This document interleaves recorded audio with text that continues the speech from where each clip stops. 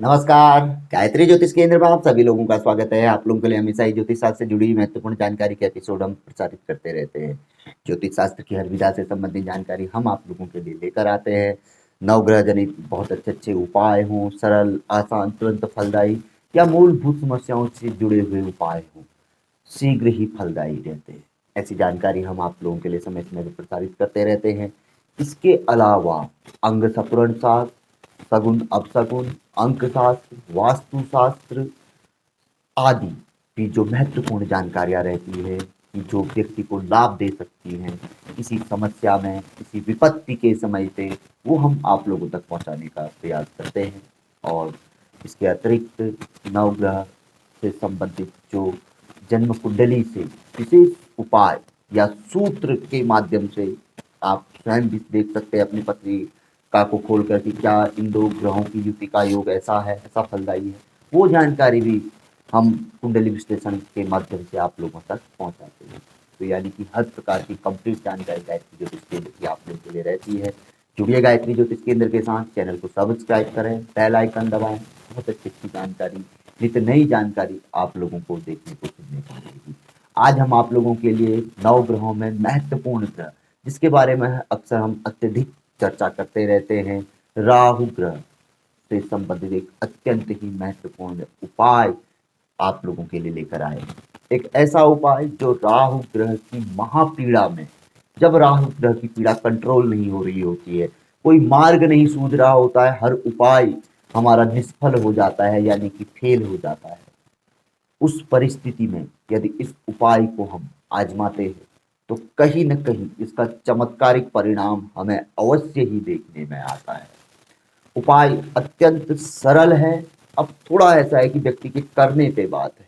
अगर व्यक्ति संकोची किस्म का है और थोड़ा देश दुनिया आदि बाहरी चीज़ों में ज़्यादा मतलब क्या कहते हैं मतलब रखता है, उनकी चिंता ज़्यादा करता है, तो वो व्यक्ति थोड़ा-सा इसके लिए तैयार कम होएगा। अन्यथा यह उपाय एक ऐसा उपाय है राहु ग्रह का, क्योंकि उपाय रहते हैं, हर कोई ऐसा उपाय तो मिलेगा नहीं कि हम जो हमारे अनुकूल ही हो। कुछ उपाय ऐसे भी होंगे कि थोड़ा-सा जो जटिल होंगे, किंतु करने के पश्चात उनका रिजल्ट भी अन्य उपायों के अलावा बड़ा अच्छा और अति शीघ्र और लंबे समय तक फल देने वाला प्राप्त भी होएगा।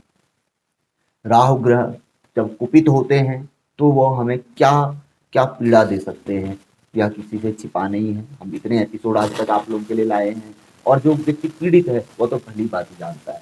यानी कि व्यक्ति को वो शून्य पे लेकर आ जाते हैं, व्यक्ति को कुछ नहीं सुझाई देता है, चारों ओर से विपत्ति में घिर जाता है, पीड़ा में घिर जाता है। यानी कि जिसे विष खाया हुआ आदमी जिसे कहते हैं कि तड़पता है, वैसे तड़पाता है, तड़पाते हैं राहु ग्रह। 24 आवर, रात्रि हो दिन हो, निद्रा में भी व्यक्ति भयभीत रहता है, ऐसी पीड़ा देते हैं राहु ग्रह। तो हम तो हमेशा कहते हैं कि राहु ग्रह को अपनी जन्म पत्रिका दिखाते रहनी चाहिए और हमें हमेशा अपने अनुकूल बनाए रखना चाहिए। कभी कभी तो जन्म पत्रिका में वो अनुकूल स्थिति में होते हैं, किंतु गोचर में जन्म कुंडली जो जन्म के समय पे हमारी बनती है, जो रियल कुंडली होती है, उसमें तो अनुकूल होते हैं, लेकिन गोचर में भी वो घूमते रहते हैं। तो जब गोचर में खराब स्थिति में आए तो अवश्य ही उनसे संबंधित उपाय करने चाहिए। यदि मूल जन्म पत्रिका में वह खराब स्थिति में है तो अवश्य ही नियमित तौर पर राहु ग्रह जनित उपाय करते रहने चाहिए। जब मूल में खराब हैं और गोचर में भी खराब स्थिति में आएंगे तो व्यक्ति को महापीड़ा तो वो देंगे ही देंगे। और ऊपर से कहीं महादशा, षोडश दशाएं होती हैं और उनमें से मान के चलिए कहीं 2 4 5 दशाओं में राहु की ही दशा चल रही हो तो तब तो व्यक्ति अत्यंत ही ऐसी स्थिति में गिर जाता है कि कहीं से मार्ग ही नहीं मिलता।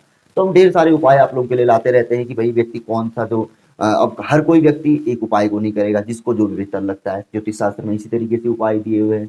वैसे तो सबसे उत्तम इन ग्रहों का जाप आदि माना जाता है, इनका जाप और उसके पश्चात दान अगर इनका हो जाए, उसके बाद हम छोटे मोटे उपाय इनसे संबंधित आराधनाएं आदि करें तो अवश्य ही वह सबसे नंबर 1 नंबर 1 उपाय माना जाता है।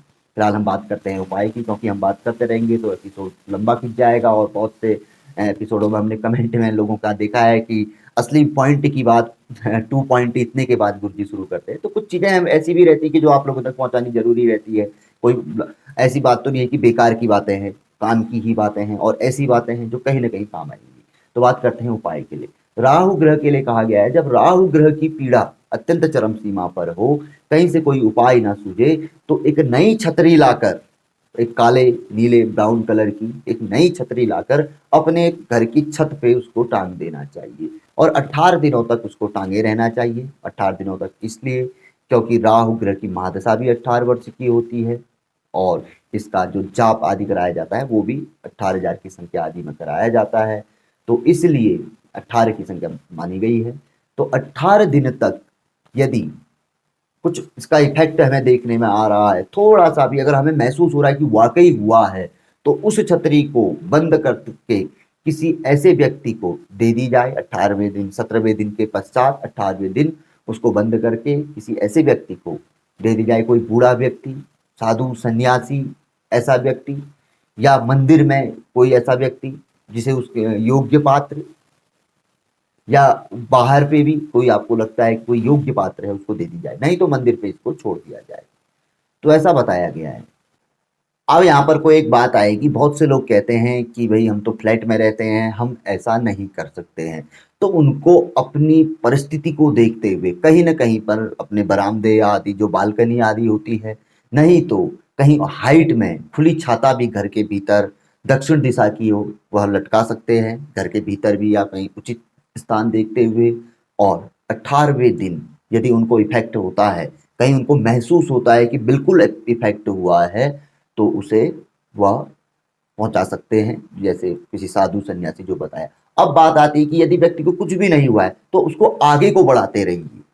18 दूनी 36 अवश्य ही दूसरे या तीसरे उसमें तो व्यक्ति को असर होगा ही होगा। इतना जबरदस्त इसके बारे में कहा गया है कि जब राहु ग्रह की पीड़ा चरम पे हो तो उस समय पे घर की छत पे छतरी लटका देने से और 18 दिन के पश्चात उसे किसी नजदीक पे किसी वृद्ध साधु सन्यासी आदि ऐसे व्यक्ति की जो उसके योग्य हो, या किसी भी वृद्ध साधु सन्यासी को आप दे सकते हैं 18 दिन के पश्चात। अब 18वें दिन तक तो रिजल्ट होगा ही, नहीं होता है तो इसको आगे को आप बढ़ा सकते हैं। 18 दूनी 36, 18 तिया 54। और मुझे पूरी उम्मीद है कि जिस तरीके से ज्योतिष शास्त्र के उपाय होते हैं तो आपको दूसरे या तीसरे क्रम में ही इसका रिजल्ट देखने में आ जाएगा। उपाय थोड़ा-सा आप छत पे जो लगाएँगे तो थोड़ा-सा कुछ अलग जैसा महसूस होएगा। लेकिन देखिए उपाय है, अगर आदमी को कहीं से लाभ नहीं हो रहा है, नुकसान उठाने से बढ़िया है कि दुनिया तो बहुत कुछ कहेगी, चारों ओर के लोग क्या कहते हैं, क्या नहीं कहते, उससे कोई मतलब नहीं। क्योंकि कौन-सा जो हमारे दुखों को हल कर रहे हैं, कौन-सा वो हमारी विपत्ति के समय मदद करते हैं, कोई नहीं करता है। कुछ होते हैं चंद लोग, वो अलग बात है, वो आपके हितैषी ही होंगे।